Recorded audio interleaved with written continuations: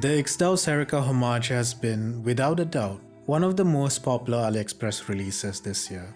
It's a fantastic watch, but at close to $300, it's also an expensive watch for many people.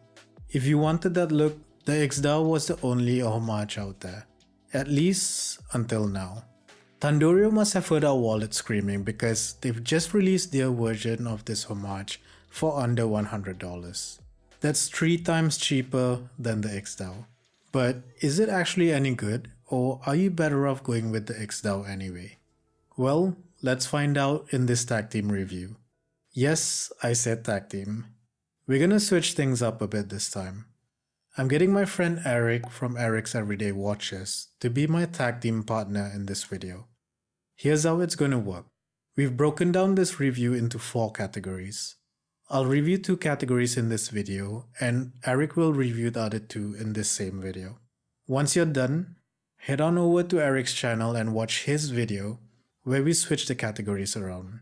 We'll summarize our scores and thoughts at the end, and I'll leave a card to take you to Eric's video. You can also check his channel link in the description, and don't forget to give him a sub while you're there. Now, let's kick off this tag team review. Starting off with the first category. I really like how the case looks with those beautiful curved lugs, and the dimensions sit in that sweet spot for most wrist sizes. Of course, Tandorio can't take credit for the case design, but I have to give them credit for how well they've executed it at such a low price point. The level of finishing is also quite good for a sub $100 watch. The side of the case has a finer brushing, and the top of the lugs have a slightly rougher grain. There's a large polished chamfer that separates both these sections, and I love how sleek that makes the case look. This case looks as good from the sides as it does from the top.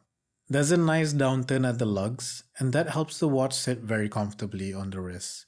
I know there's a lot of talk about the water resistance on Tandorio and it being practically non-existent, so I wanted to test this out. I showered and washed dishes with this watch multiple times. Oh, just cooking up a little thank you for Putty. Separately, of course. And it hasn't failed me yet. Maybe Tandorio improved the water resistance in this case, or perhaps I just got lucky with my unit. Overall, I'm impressed by what I've seen here. This is not an easy case design to execute at this price point, so I'm giving this category a big plus. Now, let's get Eric's thoughts on the next category. Now on the back of the watch, we have a screw down case back. A very minor thing to point out here is that the notches on the case back could have used a little bit more attention, but they're not actually sharp enough where they're going to scratch you. Around the case, we have text that includes sapphire crystal, all stainless steel, water resistance, and 200 meters. Now, I've heard online that the water resistance of this brand might not live up to its claims, but I have no way of testing that myself.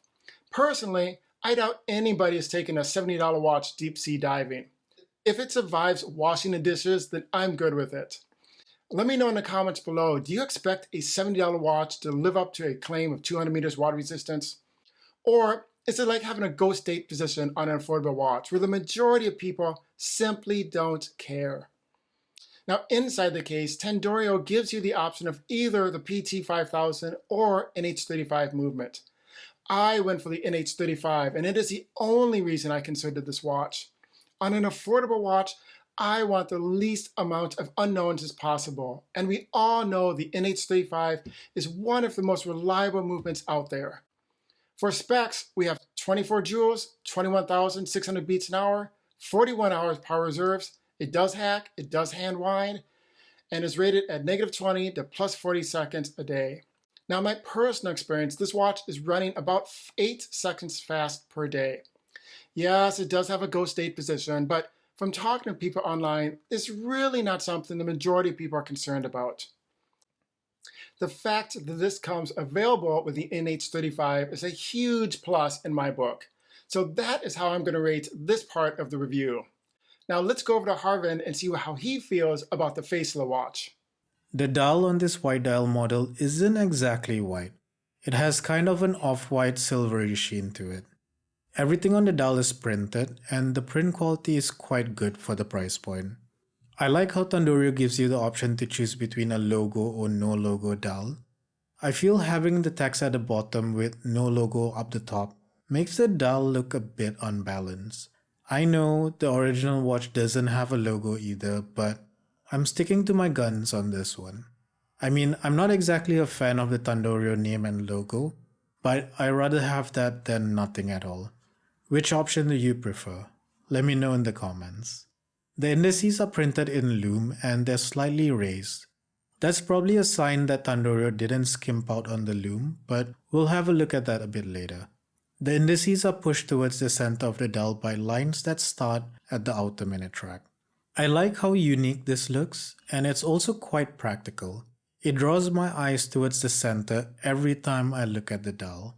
The hands are painted in matte black, and that gives them a good contrast against the dial.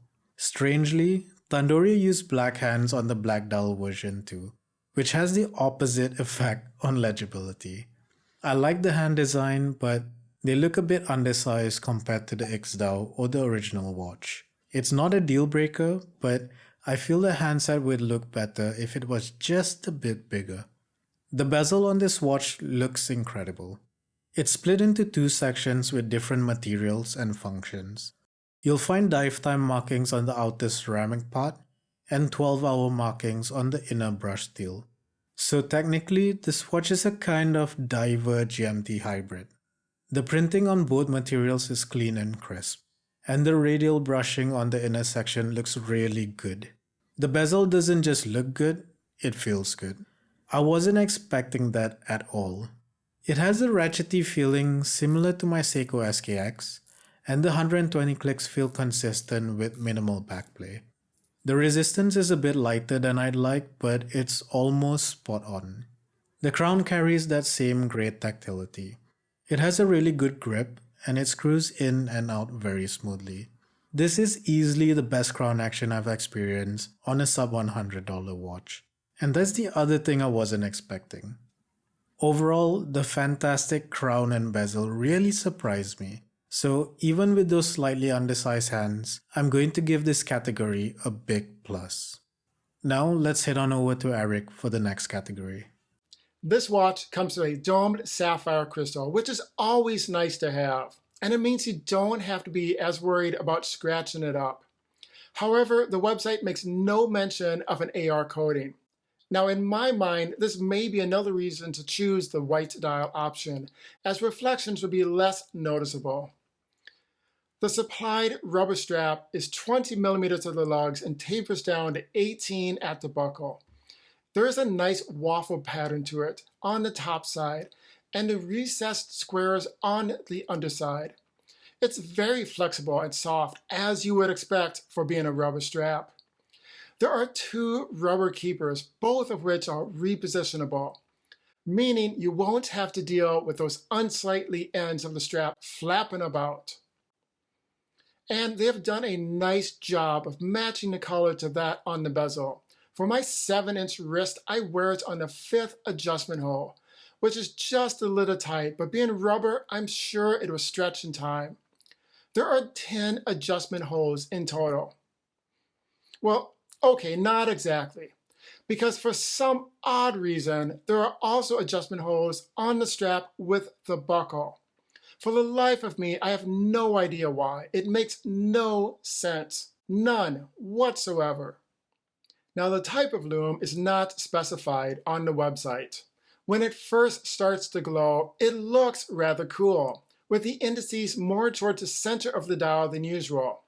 But then things quickly fall apart, because the placement of those loomed indices also makes it much more of a challenge to orientate the hands to the hours and minutes.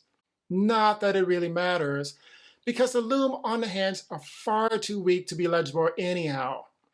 Now, the way that I test loom is to wear the watch, get an average amount of light exposed to it, set it alongside my bedside table at night, and then see if I can tell the time at 4 in the morning when my eyes are fully dilated. This watch failed my 4 a.m. test. For this category, I would say the sapphire crystal with no AR coating was okay. The strap, as bizarre as it was with those extra holes, is actually very comfortable. But the ability to tell time after dark, terrible. Overall, I am going to rate this category as neutral. So before we go to the final scores, Eric, what do you think of the Tandorio Homage? Like with a lot of watches on AliExpress, you get some good specs for the money. But at the end of the day, I think I can sum up my feelings like this. It just feels like a $70 watch.